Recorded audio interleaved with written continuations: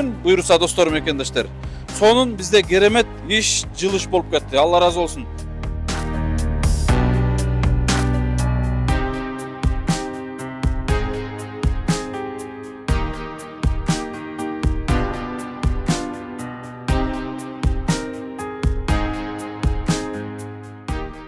Mına bugün buyursa şul Dос Kuruluş Kampaniyası түгөл агабыз ушинтип пайдалуу фундаменттин толугу менен берип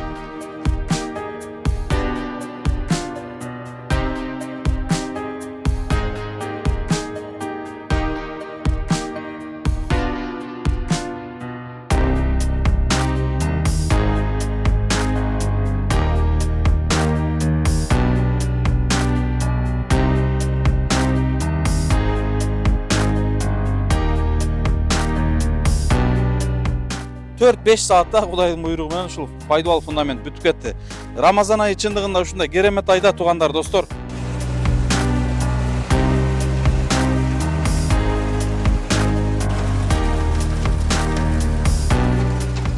Алты жарым миң кирпичине жетерлик аманат салдыңыздар ушул 2 күндүн ичинде.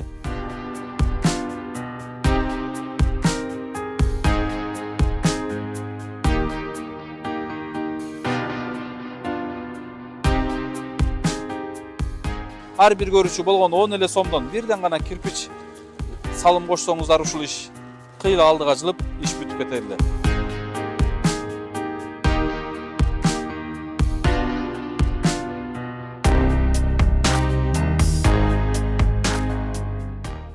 Ассаламу алейкум, урматтуу мекендештер, урматтуу кыргызстандыктар. Бизде ушундай сонун керемет иш болуп атат. Урматтуу туугандар, бүгүн жанагы биз салып аткан 6 үй бүлөгө 6 балалуу муктаж үй бүлөгө баштаган үйүбүздүн мынакей буйруса Дос Курулуш Жалал Абадта Дос Курулуш компаниясы бар. Домдорду салып, үйлөрдү салып дегендей. Мына ошол Дос Курулуш компаниясынын жетекчиси түгөл агабыз ушул жумушту колго алып, жалпысынан ушул пайдалуу фундаментине кете турган даяр растворду толугу менен берип, мына бүгүн буйруса досторум экендештер. Сонун бизде керемет иш, жылыш болуп кетти. Allah разы болсун. Бизде ушул күнгө чейин мисалы 30 үй бүлөгө үй салып берген болсок, бардык үйлөрдүн пайдалуу кол менен вручной болгон. Мындай жумуш чындыгында биринчи жолу болду. Мына карагыла бул жагы накта кыргызча болду да. Анткени мына жерде техника барыш чындыгында кыйын маселе эле. Ана мына жерде лестница тепкич бул жерден басыштык. Бирок баягы Кудайым берем деген болсо, кылам деген болсо ушундай экен. Мына ушул Дос Курулуш компаниясынын мындай байокторунан берип, техникаларынан берип, нол жерди кыскасы окшоштуруп, ана мына ушул жерден, таар жерден, бул жерден өзү негизи адамдар басчу жерлер да. Мына ушул жерден урматтуу достор, усталар колдон келишинче кол араба менен ушул байоктон растворлорду ташып, мына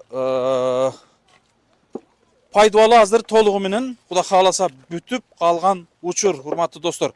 Мына бул жакты көргөзүп койсоңуз, мына ушул жерден көргөзүп берсеңиз, азыр мына мен сиздерге айттым элем, ошол бул үй эми Г формада түшүп атат. Биз бирок Г формасын ар жакка пландаштырды элек, бирок ал жакта жер бош болуп аткандыктан фундаменттин аракка таштап бербесин деп, кайра эле ошол залын бул жакка буруп, кыскасы чакан болгон ушул 3 бөлмөлүү үйдүн пайдалуу бүгүн толугу менен урматтуу досторум экендештер бүтүп калды. Албетте усталар ушул апаловканы коюп, жер тазалап, кече 2 күн жамгыр жаап, бир аз кол кармап калды. Бирок бардыгын даярдап алгандан кийин мына бүгүн саат эртең менен 12-де келген раствор азыр мына саат болсо канча болуп калды? 4 болуп калды, 4,5 болуп калды. Мына 4,5да 4-5 саатта Кудайдын буйругу менен ушул пайдалуу фундамент бүтүп кетти. Рамазан айы чындыгында ушундай керемет айда туугандар, достор. Анткени береке бар да иште. Карагыла, ушул фундаментти 2-3 күн куят элек эгерде вручной болгондочу. Мына бүгүн буйруса ушул Дос Курулуш компаниясы түгөл агабыз ушинтип пайдалуу фундаменттин толугу менен берип, фундамент бүтүп калды досторум экендештер. Мына ушундай. Эми азыр биз бул жагын даярдап атабыз. Бул жагына бир эле бул 3 комната үй эле эмес. Ушинтип эле токтоп калбастан нар жагы мурда эски баня, эски баян очокканасы бар эле. Биз кайра эле ошол жагына фундамент улап, достор мекендештер. Тандыр, очогун, ушундай навесин, летний кухнясын ушул жакка кайра жылдырып атабыз. Ушундай эми азыр бүгүн буйруса пайдубалы толугу менен бүтүп калса, бүтүп калды. Эми эртеңдерден, бүрсүгүндөрдөн апаловкаларды чыгарып, анан стенасына дубалына киришебиз эми. Эми кирпич заводдордо иштеп атыптыр, эми кирпичти кантебиз билбейм, буйруса бирок даяр кирпич сатып аткандарды көрүп атам. Ал жерде 1-2 сом кымбат болушу мүмкүн, бирок айла жок. Эми бир рейс болсо дагы, жарым болсо дагы алып баштап турабыз мына кирпич заводдор иштегенче. Ушул ыраазычылык билдирем элибизде. Мына кече күнү биз видеону чыгаргандан кийин ар бир көрүүчү бир кирпичтен болсо дагы салым кошуп калыңыздар. Бир кирпичтин баасы болгону 10 эле сом, 8 сомдон 10 сомго чейин. Келиңиз ар бир көрүүчү 10 сомдон гана көмөктөшүңүздөр деп мен сиздерге кайрылдым элем, урматтуу достор мекендештер. Мына ошол бир кайрылуунун аркасында ушул жердин кече күнкү видеонун аркасында 6,5 миң кирпичтин маселеси чечилди. Финансовый маселеси толугу менен чечилди, достор мекендештер. Анан Кудайга шүгүр ушул элибиз, мекендештерибиз колуңуздардан келсе ушу Рамазан айында Рамазан орозо кайрымдуулук баштыкчаларга деп себепкер болуп атасыздар. Мына ошол сиздердин аманатыңыздар дарегине жетип атат. Мына буйруса кече күнү Бишкекке чейин, биягы Ошко чейин, эртеңки күндөр Баткенден Кызылкаядан бери кайрылып атат. Мына ошол жактарга чейин буйруса сиздердин кайрымдуулук баштыкчага деп салып аткан аманатыңыздар ушул даректерине жеткирилип атат. Жана ушул Рамазан айы дагы да улантылат ушул иш. Ушундай достор мекендештер, мен кубанып сүйүнүп турганыман, эмне дешимди эле билбей турам. Азыр ушул иштин башталышы чындыгында керемет башталды. Бирок сиздерге бир чакан ушундай бир көрүнүп атса керек.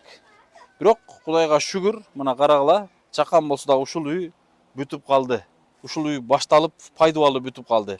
Эми алдыда стенасын көтөрүп алсак, ушуну бүтүрүп алсак, үстүн жаап алсак, чоң иш. Ушуну дагы ысык ушундай печкасы менен, шарты менен тапшырып алсак деле чоң жумуш тугандар. Эми ооба кечеки видеодон мен сиздерге толук түшүндүрдүм. Сындан алыс болуңуздар. Бул жерде эми баягындай эки этаж салып бергиле, анан санузели менен салып бергиле дегендер көп болуп атты. Кана эле кенен жер болсо, техника ушул жерге чейин келсе, материал ушул астыңа чейин келсе, жер кенен, канализацияга место болсо, же болбосо септик казганы бир жай болсо, биз баардыгын кылат элек, ушул санузелин да кылат элек, сиз ойлогондой. Анан эки этаж деп атасыздар, эки этажды туугандар кечирип коюңуздар. Эми ошол күндөргө жеткирсин, бирок мындан башка деле канчалык муктаждар бар да. Анан бир муктажга эки этаж үй салыш туугандар чындыгында бул тура келбейт да. Анткени канчалык муктаждар бар. Ошонун биринчи кабатын буларга берсек, экинчи кабатын дагы бир муктаж болуп аткан бир семьяга тапшырган жакшы.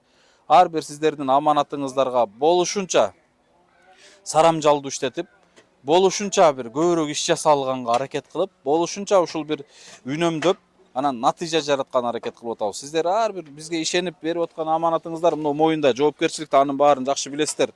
Кудайга шүгүр, ушу ишенип салым кошуп атасыздар. Алла разы болсун. Ушунчалыгына шүгүр туугандар, чындыгындачы. Ушунчалыгына шүгүр. Эми бул жер ушул мына эки кичинекей чакан бөлмөсү болсо, биягы зал болот. Мына бул жерден болсо прихожка болот. Бул прихожканын дагы так фундаментин куюп койгонубузда жакшы болмок экен эле. Эми эртеңден окшоштурабыз бул жагын. Анан бул жагынан мындай лестница болтур, мына бөлмөгө кирип, бул бөлмөдөн аркы бөлмөгө кирет, ал эми залга бул жерден кирип кетет. Ушул туугандар буйруса. Мына ушундай, урматтуу мекендештер, урматтуу достор. Бүгүнкү жасалып аткан жумуш мына ушундай болуп атат. Буйруса азыр экинчи рейс КАМАЗ кетти. Эми бир аз калды. Бунун азыр нольго чыга элеккен, мына бетон. Бул нольго азыр бул кургагандан кийин үстүнө дагы апаловка коюп, аркаларын коюп, ушундай бир нольго чыгарылат экен. Дагы бир рейс келсе, буйруса бүтүп калат экен. Эмне дейт элем, урматтуу мекендештер, кыргызстандыктар, ушу Рамазан айында жакшы иш болуп атат. Баарыңыздардын Рамазан айыңыздар кут болсун, кармаган орозоңуздар кабыл болсун. Чындыгында ушундай иштерге көп себепкер болуңуздар. Эң негизгисинен мен ушул биздин көптөн бери Ак Ниет Аманат коомдук фондунун өнөктөшү, дайым колдоп келген Дос Курулуш компаниясы жана анын жетекчиси ушул Түгөл агабызга жана анда ошол компаниядагы Жалпы жамаатка ыраазычылык билдирем. Ишиңиздерде дайым ийгиликтер болсун. Дайыма ушундай жакшылыктарга себепкер болуп жүрө бериңиздер. Албетте ушундай муктажды болгон үй бүлөнүн үйлүү болушуна, эң алгачкы жумушуна, пайдалууна себепкер болуп атасыздар. Аллах таалам баарыңыздардан, жамаатыңыздардан, ишканаңыздардан эки дүйнө ыраазы болгон болсун. Албетте ушул Рамазан айында сиздер ушул бирди берген болсоңуздар, Аллах таалам сиздерге эселеп кайтарган болсун. Анан урматтуу мекендештер, биздеги кечеки ар бир көрүүчүлөр, мекендештерибиз мигрант болуп жүргөн бир туугандарыбыз ушул фонддун ушул үйгө деп коюлган реквизиттерине болушунча салып атасыздар. Мен кийинки видеодо толук буйруса отчет берем список менен. Кудайга шүгүр, мен жана жогоруда айтып өттүм. Ошол 2 күндүк видеодо мен ушул сиздерден сурандым элем, жок дегенде бирден кирпич болсо да салым кошуп бериңиздер деп. Мына Кудайга шүгүр, ушул үйдүн 6-6,5 миң кирпичине жетерлик аманат салдыңыздар ушул 2 күндүн ичинде. Эми буйруса дагы ушул үйгө толугу менен ушу 13-14 миң кирпич кетет болуп турат. Анын кызмат акысы бар, анын сатып келиши бар. Буйруса мына ошол эми алдыда кирпичине даярдап көрөбүз. Ал эми ага чейин бизде 175 миң сом ошол сиздердин фундаментке чейин келген материалдан кийин аманатыңыздар калган. Буйруса мына ушул аманатыңыздарга албетте ушул иш жасала берет. Ушундай эми достор, мекендештер, 3 бөлмөнүн ушул пайдалуунун азыр проекти примерно ушундай болуп атат. Эми могул жерге биз чакан прихожкага эртең бул жагынан казып, опаловка коюп, лестницасы менен бүтүрөбүз кийинки рейске. Анан турган жаман дубал турат го, мына ошол дубалга дагы фундамент коюп, ажатканага бурулат, ал жака дагы пескоблок менен тосулат достор, мекендештер. Ошол жагына да чакан ажатканага чейин фундамент куюлат. Анан эми урматтуу мекендештер, бул жагына дагы азыр дароо фундаментине куюлуп кетип баратат. Ушу жакындан көргөзүп койсоңуздар. Могул жагына бул үйдүн границасына ушул жерге келип такалып атат. Эми бул жерден связь болуп, фундамент, арка фундамент бир сынып туруп, бул жагына дагы мына пайдалуу фундамент куюлуп атат. Бул жагына эми туугандар ушул жерге тандыр, очок жана башка ушул летний очокканасы болот. Могул жер бурулуп келип, мына фундамент, ушул фундаменттин үстүнө эле куюлат. Эми бул баягы жеңил эле пескоблок менен жөн эле односкат болуп жабылат да. Биз негизи үйдүн башында ушул Г форма болгондо залды ушул жака бөлдүк элек, ойлодук элек. Бирок могул жер угол болуп калгандыктанчы, аркадагы суу кетет экен, наркынын суусу кетет экен, могул тамдын суусу, могул үй зак болбосун деп, кайра биз бул жердеги залды нар жака жылдыдык. Эмнеси болсо дагычы, бурч фундамент посадка берип чөгүп кетпесин депчи. А бул жери эми ошол летний очокканасы боло берет туугандар. Буягына ушул фундамент куюлат, мына ушул фундаменттин үстүнө фундамент чакан куюлат дагы туугандар. Бул жерин ойлонуштурабыз, эми ходду кандай кылабыз, каяктан кылып, кыскасы ойлонуштуруп туруп, бул жагы ушул жерден кире турган летний очоккана кухнясы болот достор. Эми мына айланадагы көрүп атасыздар, мына пытыралып турган ушул жердеги топурактар, мына көрүп атасыздар. Эми буну кудай калса фундамент бүткөндөн кийин болушунча засыпкасына иштетип калганын мусорго чыгарабыз. Эми бул болгону ушул стенанын арка жагы эле болчу. Алды жактары толугу менен жок болгон. Эми биз могул дубал башталганга чейин айлананы, арканы, эски дубалдарды толугу менен жок кылып, тазалап туруп, анан кирпичине дубалына киришебиз. Ушундай, баарыңыздарга чоң рахмат. Аллах разы болсун. Тынч болуңуздар. Алуучу эмес, берүүчү колдордон болуп жүрө бериңиздер. Жакшылыктарга дайым себепкер болуңуздар. Рамазан айында ушундай иштерди жасап алып, биз дагы чындыгында рахат алып атабыз. Чындыгында бул иштин мындай рахаты башкача да. Буну түшүнгөнү түшүнөт албетте. Ар бириңиздерге каалайт элем, Рамазан айында ушундай жакшылыктарга себепкер боло бериңиздер. Буйруса быйыл тынччылык, аманчылык болуп турган болсо, ушундай үйдөн, чакан үйдөн жок дегенде бир 4-5 үй бүлөгө салып берсек, керемет иш болот эле. Анан Аллах таалам ушул чындыгында дүйнөдө ушундай сыноолорду жаратып атат. Аллах таалам ушу Рамазан айында жалпыбыз дуа кылалы, өзүбүз үчүн, өзүбүз мамлекетибиз үчүн, өзүбүздүн элибиз үчүн жана биздин момун мусулман бир туугандарыбыз үчүн, ошол Палестинада кандай кыйынчылыктар болуп атат, ошолор үчүн. Мына кече күнү Москва жергесинде каргашалуу окуя болду. Ал жерде дагы Кудайга шүгүр, кыргызстандыктар жок экен, бирок канча дагы биздин Кыргызстан, канчалаган кыргызстандыктар ошол Москва жергесинде, Россия жергесинде өзүнүн рызкысын таап, бала чакасын багып, шартын түзүп ошол жерде жан багып жүргөндөр канча. Бирок эми ошол кечеки 5 болбогон бир ушундай бир эми сөз менен жеткиргис акмактардын айынан канчалаган эме элибизге, канчалаган мусулмандарга зыяны тийип атат, караңызчы. Кудайым ошондой кырсыктардан, ошондой бир жамандыктардан сактаган болсун.